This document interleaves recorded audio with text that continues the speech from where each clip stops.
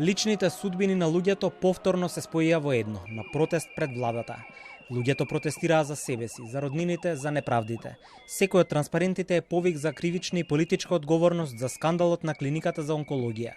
Довербата во здравствениот систем никогаш нема да се врати, ако нема правда за жртвите, порачуваат протестирачите.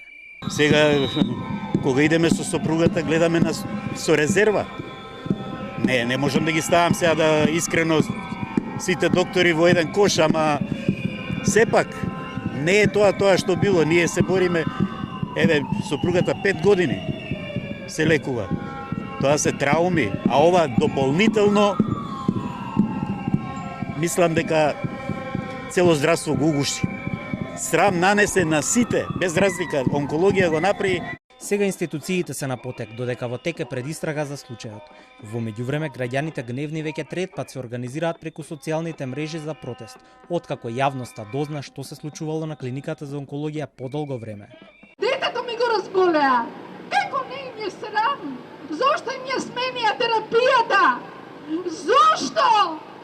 Ако нешто и се случи, што ќе правам? Едни беа втурнати во прифаќање на нетешката судбина, додека други беа изложени на лажни лекови кои не им помага.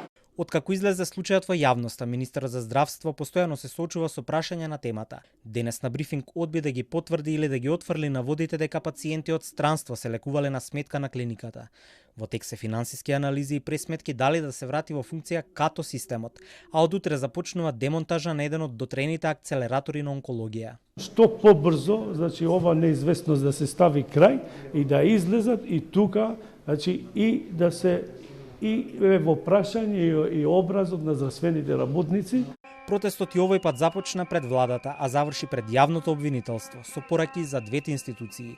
Летнаа неколку јајца кон фасадата и остана повикот за повторен протест, ако ситуацијата е статус кво.